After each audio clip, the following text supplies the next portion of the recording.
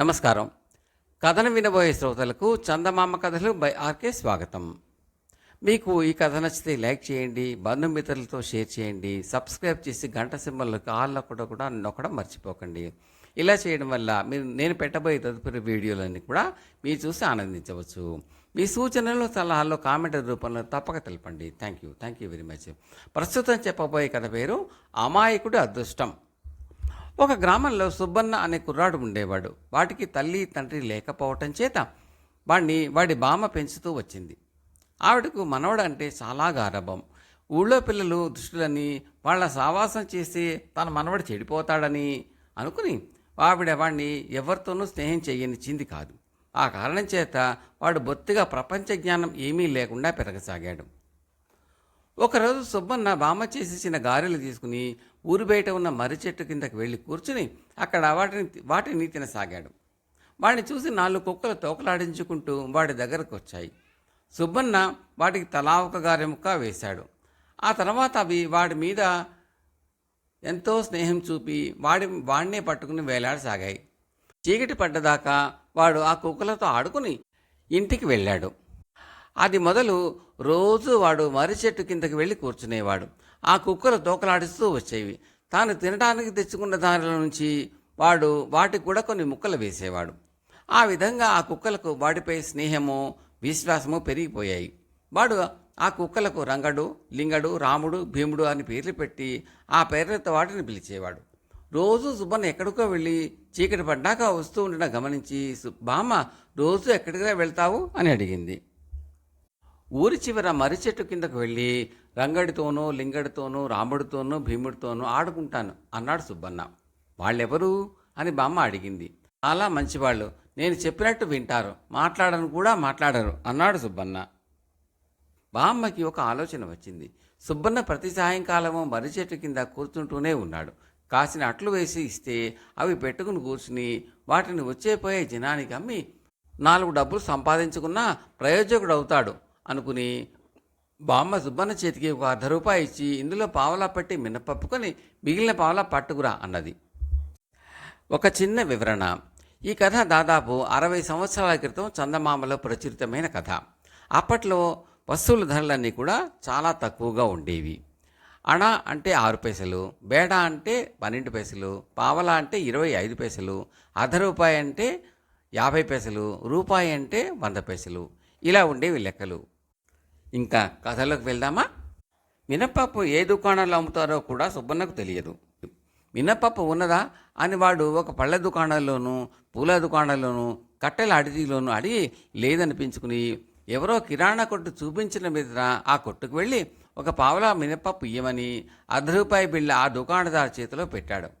దుకాణదారు ఆ పావలా మినపప్పు పొట్లం కట్టి సుబ్బన్న చేతిలో పెట్టి, చిల్లర లేదు, 2 పావలకు ఇంకేమన్నా తీసుకుంటే తీసుకో, లేకపోతే రేపు ఉదయం రా, ఇస్తాను అన్నాడు. రేపొద్దున్న వస్తాను అని సుబ్బన్న అంగడివాడితో చెప్పి ఇంటికి బయలుదేరాడు. కొద్ది దూరం వెళ్ళాక వాడికి అంగడి గుర్తుంచుకోవటం అవసరం అన్న విషయం తట్టింది. అందుచేత వాడు వెనక్కి వెళ్ళి చూసేసరికి అంగడికి గోడ పక్కగా ఒక తెల్లని పిల్లి పడుకుని ఉన్నది. ఆ సంగతి జ్ఞాపకం ఉంచుకుని సుబ్బన్న ఇంటికి వచ్చేసి బామ్మకు మినపప్పు ఇస్తూ, మిగిలిన పావలా రేపు పొద్దున్న వస్తే ఇస్తానన్నాడు కొట్టువాడు అన్నాడు. ఊళ్ళో చాలా కొట్లుంటాయి, నువ్వు కొన్నది ఏ కొట్లో అన్నది బామ్మ. కొట్టు బాగా గుర్తుంచుకున్నాలే అన్నాడు సుబ్బన్న. బామ్మ మినపప్పు నానబోసి మర్నాడు పిండి రుబ్బి అట్లు వేసింది. సుబ్బన్న పావలా వసూలు చేసుకురావటానికి బయలుదేరాడు. తెల్లపిల్లి కోసం చూసుకుంటూ వాడు ఒక అంగడి దగ్గరికి వచ్చి ఆగాడు. ఆ అంగడి గోడ పక్కగా ఒక తెల్లని పిల్లి పడుకుని ఉంది. అయితే ఆ కొట్టు ఒక దర్జీవాడిది. దర్జీవాడు కొట్టు లోపల ఏవో గుడ్డలు కత్తిరిస్తున్నాడు. అది చూసి సుబ్బన్న ఆశ్చర్యపోయాడు. ఇంకొక వింత ఏమిటంటే దుకాణం మారినట్టే దుకాణదారు కూడా మారిపోయాడు. అతనికి నిన్న రాత్రి కూడా మీసాలు లేవు, ఇప్పుడు పెద్ద పెద్ద మీసాలు ఉన్నాయి. ఒక్క రాత్రిలో అంత మీసం పెరగడం వాడికి చాలా ఆశ్చర్యం కలిగించింది. వాడు దర్జీవాడి దగ్గరకు పోయి తన పావలా తనకు ఇచ్చేయమన్నాడు. ఏం పావలా, ఎవరిని అడుగుతున్నావు అన్నాడు దర్జీవాడు ఆశ్చర్యంగా. నిన్నే అడుగుతున్నాను, నిన్న పావలా మినపప్పు ఇచ్చి మిగిలిన పావలా చిల్లర లేదంటివే, ఇవాళ ఇస్తానంటివే అన్నాడు సుబ్బన్న. పోరా పిచ్చివాడా అంటూ దర్జీవాడు సుబ్బన్నను అంగడి ముందు నుంచి తరిమాడు.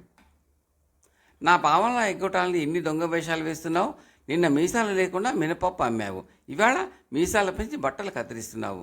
నా పావలతో ఏం బాగుపడతావు, నేను చూస్తాను అన్నాడు సుబ్బన్న. వాడు అటు ఇటు చూసేసరికి కొట్టు బయట కత్తిరించిన గుడ్డ ముక్కల కుప్ప కనిపించింది. సుబ్బన్న ఆ గుడ్డ ముక్కల కుప్పను తన పైబట్టలో మూట కట్టుకుని ఇంటికి తీసుకుపోయాడు. మనవడు ఇప్పే మూటను చూసి బామ్మ చాలా ఆశ్చర్యపడి అదంతా ఏమిటిరా అని అడిగింది. కొట్టువాడు పెద్ద మోసం చేశాడు, పావలా ఇయ్యలేదు, అందుకని వాడి కొట్టు నుంచి ఇవి తెచ్చాను అంటూ సుబ్బన్న మూటల్లోని గుడ్డ పేలికలను కింద గుమ్మరించాడు. ఏదో కంగున మోగింది. తీసి చూస్తే రూపాయి బిళ్ళ. చూసావురా సుబ్బడు, దేవుడు లేడు, వాడు మన పావలా తినేద్దామని చూస్తే వాడి రూపాయి మనకు వచ్చేసింది అన్నది బామ్మ. ఆవిడ అట్లు వేసి అందులో 10 సుబ్బన్నకిచ్చి, ఇవి తీసుకుపోయి అమ్ము, ఇందులో 2 నువ్వు తిని మిగిలిన 8 అట్టు అర్ధనా చొప్పున అమ్ము, 4 అణాలు వస్తాయి అని అన్నది. సుబ్బన్న అట్లను ఒక బుట్టలో పెట్టుకుని మర్రి చెట్టు కిందకు వెళ్ళి కూర్చున్నాడు. కుక్కలు 4 వచ్చాయి. అట్టు అర్ధన 2 చొప్పున తీసుకోండి అంటూ సుబ్బన్న 4 కుక్కలకు 4 రెళ్ళ 8 రెట్లు 8 అట్లు పెట్టి తాను 2 తిని, మీరంతా నాకు ఒక్కొక్కరు అణా చొప్పున బాకీ ఉన్నారు, జ్ఞాపకం ఉంచుకోండి అన్నాడు. వాడు ఇంటి తిరిగి రాగానే బామ్మ అట్లు అమ్ముడయ్యాయా అని అడిగింది. రంగడు, లింగడు, రాముడు, భీముడు తలా 2 అట్లు కొనుక్కున్నారు, వాటిని అమ్మటానికి క్షణం పట్టలేదు అన్నాడు సుబ్బన్న. డబ్బులేవి అన్నది బామ్మ. వాళ్ళ దగ్గర ప్రస్తుతం లేవు, అప్పు పెట్టాను అన్నాడు సుబ్బన్న. అరుగుబేరమా, దివాలా ఎత్తిపోతాం, నిన్నటి డబ్బు ఇవాళది కూడా కలిపి నిలవేసి రేపు వసూలు చేసుకురా అన్నది బామ్మ. సుబ్బన్న సరేనని మరో 10 ఏట్లు బుట్టలో పెట్టుకుని మర్రి చెట్టు కిందకి వెళ్ళాడు. మర్నాడు మామూలు ప్రకారం కుక్కలు తోకలాడిస్తూ వచ్చాయి. సుబ్బన్న వాటికి తలా 2 అట్లు ఇచ్చి 2 అట్లు తిని, ఏవి డబ్బులు, నిన్నటి అణా ఇవాళటి అణా కలిపి 2 అణాలు, ఒక్కొక్కరు 2 అణాల చొప్పున అక్కడ పెట్టండి ముందు అన్నాడు. కుక్కల తోకాడించి పెడితే ఇంకా అట్లు తినే వైఖరి కనబరిచాయి కానీ డబ్బులు ఇచ్చే వైఖరి ఎక్కడా కనబరచలేదు. సుబ్బన్నకు మండిపోయింది. వాడు పక్కనే ఉన్న కర్ర ఒకటి తీసుకుని ఒక కుక్క కాలు మీద కొట్టాడో లేదో కుక్కలన్నీ శరవేగంతో పారిపోయాయి. 3 కుక్కలు అయిపు లేకుండా పోయాయి. దెబ్బతిన్న కుక్క మటుకు కుయ్యో కుయ్యో అని అరుస్తూ కుంటుకుంటూ పరిగెత్తసాగింది. సుబ్బన్న ఆ కుక్క వెంటనే పడ్డాడు. ఆ కుక్క అడవికేసి పరిగెత్తి అక్కడ ఉండే ఒక పాడుబడని గుడిలో దూరింది. ఆ సమయాన ఆ గుడిలో కొందరు దొంగలు తాము కాజేసి తెచ్చిన డబ్బు పంచుకుంటున్నారు. వాళ్ళు కుక్క అరుపు, మనిషి కేకలో విని డబ్బు అక్కడే వదిలేసి గుడి వెనక పక్క ఉండే మొండి గోడ దూకి పారిపోయారు. సుబ్బన్న అక్కడికి వచ్చి కింద కుప్పలు కుప్పలుగా పెట్టి ఉన్న డబ్బులు చూసి, ఓహో ఇదా మీ డబ్బు, సరే ఇదంతా నేనే ఉంచుకుని లెక్క చూసి అది పూర్తి అయ్యేదాకా మీకు అట్లు ఇస్తూనే ఉంటానులే అన్నాడు. వాడు ఆ డబ్బు తీసుకుని మూట కట్టుకుని కుక్కను దగ్గరకు పిలిచి దాన్ని ఒళ్ళు నిమిరి ఇంటికి వెళ్ళాడు. సుబ్బన్న తాను తెచ్చిన డబ్బు బామ్మకిస్తూ జరిగినదంతా చెప్పాడు. సుబ్బన్న చెప్పే స్నేహితులు కుక్కలని, 2 రోజులుగా వాడు తాను చేసినట్లను కుక్కలకే అమ్ముతున్నాడని బామ్మకి ఇప్పటికి తెలిసి వచ్చింది. వాడి అమాయకత్వం మరొక విధంగా పోదని తెలుసుకుని ఆ డబ్బుతో బామ్మ వాడికి మంచి గురువు దగ్గర చదువు చెప్పించి వాడిని తెలివిగల వాడిని చేసింది. అందరూ సుఖంగా ఉన్నారు. కథ సమాప్తం.